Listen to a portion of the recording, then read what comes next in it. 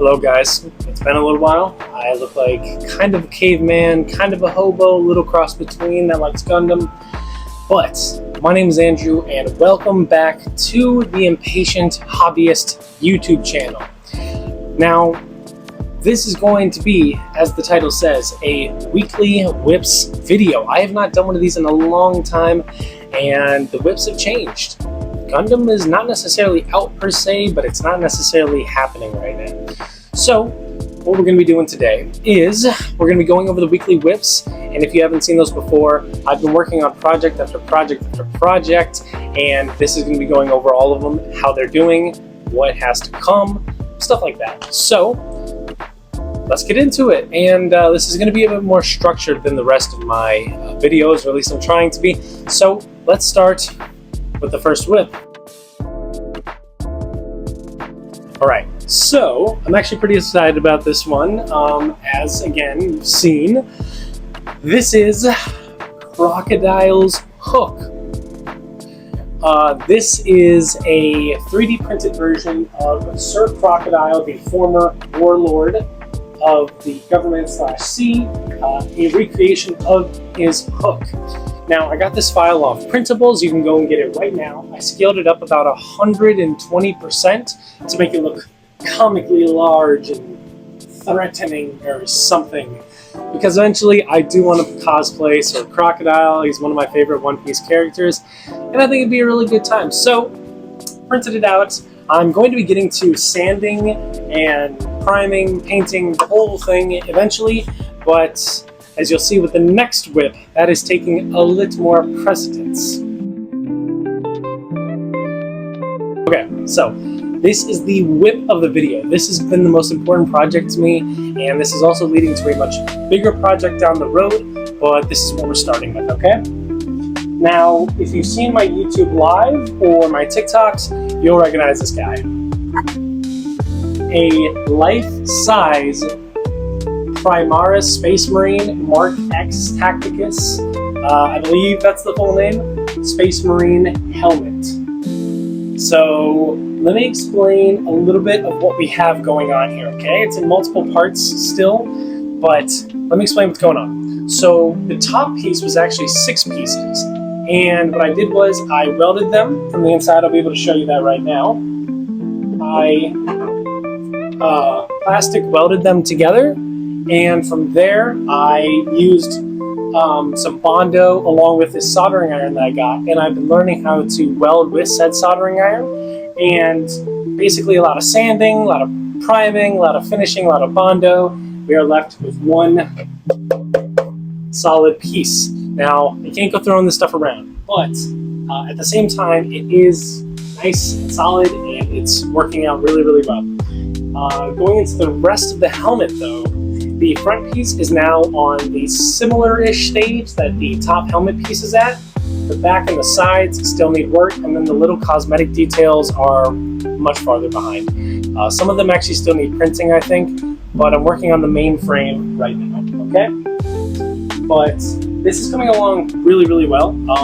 I've sanded it down nice and smooth. I don't know if you guys can hear that, but there's no dents. Well, there's the dents that are from the print file, but everything's going along really well. If you guys want a Bondo acetone 3D print smoothing tutorial, I know there's hundreds out there, but if you want me to do one, I can make it nice, quick, concise for you, and hopefully you might learn a thing or two about it, okay? But yeah, that's been like the project.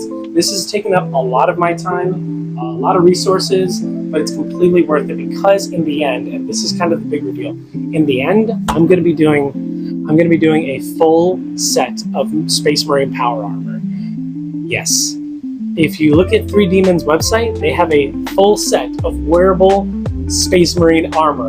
I have been getting so much into Space Marine 2, and from Space Marine 2, I've been getting so much into the lore of 40k. I will answer my favorite chapters down below if you do ask, but since I've been getting so into it, I really want to make a full set. But we're going to start with the helmet and another prop, which is going to be the next whip that I talked about. But yeah, so this is going really well. Moving on to the next stages, and that is going really well too. So stay tuned for that one, okay? let's take a look at the next whip.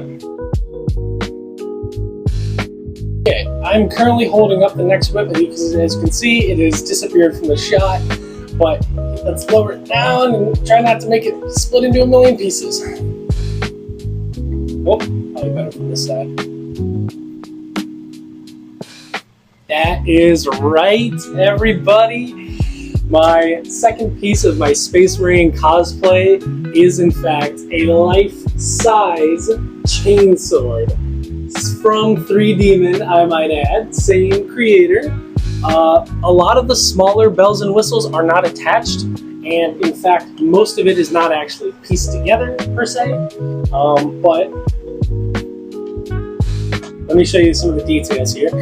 Got a skull pommel, studded handguard, the exhaust vent, and then of course the main body. So the cool thing is that most of this is actually in pieces. I did epoxy the full blade shaft together, but I haven't epoxied the rest because I think it would be better for painting and sanding that way. So we got the whole main chainsaw body, I guess, here, and then we got the chainsword blade here. So these are all going to be individually painted, most likely, and this is all going to be sanded and painted as one piece. Now, I actually did this with, I believe it was 5% infill, so it's not as heavy as you might think, and that also puts less stress on the joints, making them have to work a little bit less, so I can get away with epoxying this and maybe not trying to plastic weld it together. That being said, I'm going to be doing the same process. For all of my 3D printed stuff that I'm talking about, it actually is going to go through a similar process. Sanding with 80, 120, 220 grit sandpaper with a new sander that I got. I would love to review that. And then from there, a nice, clean off and stuff like that. And then Bondo acetone mix, sanding after that. And then primer filler to finish it off to make it nice and smooth and dent and nickless and really, really nice. So that's the process I'm going through with all of my 3D printed stuff.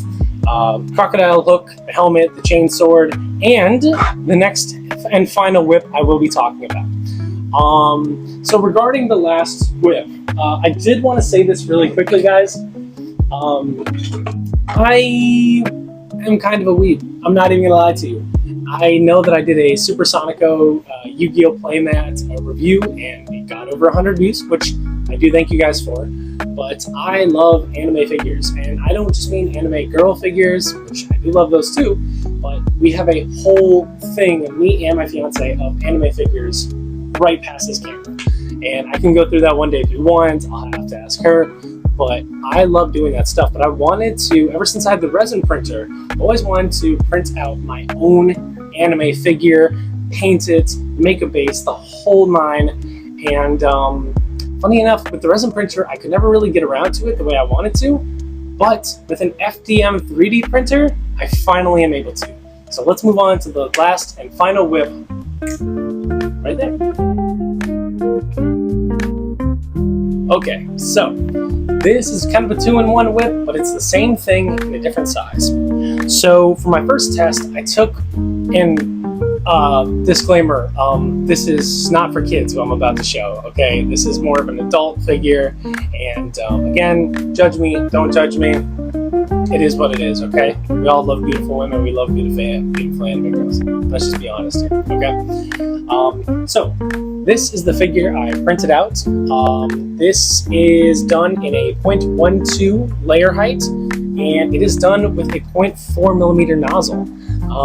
And let's be honest here, if you guys know 3D printing, 0.4 millimeter nozzles are not the most precise. I'm not going to do a close-up because I'm not trying to show extreme TNA right now. I'm just trying to show you my whips. You can probably already see it from there, but she turned out fantastic. Thing is, this was actually just a test. This was like the native size. This is 100% right here. But I thought since it turned out so well, I would up the layer height preset by 1. So from 0.12 to 0.16, I would then increase the size to my maximum build plate size. And that is where we have this. So this is an ongoing project. I'm printing out more pieces literally as we speak. But now we have her at almost 140 something %. So as a size comparison. So the cool thing is that this is pretty much the standard of the anime figures I already have, which would mean that it's hovering around 1/6 size perhaps. This is coming in more around 1/3 size, I believe, maybe 1/4. So it's really cool to be able to print my own figures and stuff. And I just bought a ton of sandpaper and some different stuff to make this go a little bit easier. But I plan on painting this figure with my airbrush, just like you see with actual figures that you would buy from the store. That is my goal, okay? And in the less illicit or explicit, let me show you the detail on the face. So let's see if we can. Yeah, so fantastic detail considering, again, it's a 0.4 millimeter nozzle size with a 0.16 layer height. Obviously you have the scarring on the bottom, but with my soldering iron, I'm actually getting pretty good at smoothing that stuff out, so the sandpaper doesn't have to work as hard. But if you look again here, ear detail, nose, lips, even the eyelashes and eyebrows, it all turned out fantastic, even at a 0.16. If I did this size and dropped it down to a 0.08, this would be almost like store-bought quality at a 1/4 scale. And if you know anime figures, that is extremely expensive. I already also have the paints to be doing all of this. So this is going to be one of my ongoing side projects. Again, this is her. Again, I'm not trying to, maybe, but this is the full size, again, around 144% scale, as opposed to the 100% scale one right here. And I am super happy with how these turned out. I've always wanted to print my own figures. I don't really want to spend as much on them anymore. And that's going pretty well. I would also like to show, check that out. So that is the seam in the center, and I'm using my soldering iron to kind of seal it up after hot gluing it or super gluing it. As you can see, the seam is a lot less noticeable, making it so, again, that sandpaper doesn't have to work nearly as hard to get it nice and smooth. So hopefully this will go really, really well, and I'll be able to print my own figures, and that would be really, really cool. This is the only design I really liked. All of them were a little too raunchy, or not raunchy enough for me, but I did see a Chainsaw Man one that I want to maybe make for my girl, because she loves Chainsaw Man and she already has 3 statues of him already, so that'd be really, really cool. But anyway, that is it for this whip. Alright everybody, if you made it to the end here, thank you so much. I love sharing my whips with you guys, I love sharing my work, and I wanted to say, in the eve of hitting almost 300 subscribers, I want to say thank you.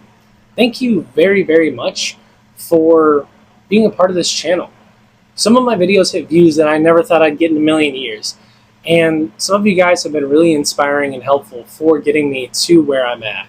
I'm not a big YouTuber, I'm not a star, and that's fine. I'm just trying to put out what I love here, okay? And I just want to thank you guys for watching my stuff. From like the bottom of my heart, thank you for 200 plus subscribers, and if we hit 300, thank you guys for 300 subscribers. I really appreciate every single one of you, and I hope for as long as this channel's around, I can make videos and entertain you guys and help you guys or whatever. With that, that is the end of Weekly Whips, and I don't really have much else to say. Have fun, builders, have fun, painters, printers, all of you. And I'll see you in the next video. Who knows how many months it's going to be till that one, but I'll try to put one out sooner. So take it easy, guys.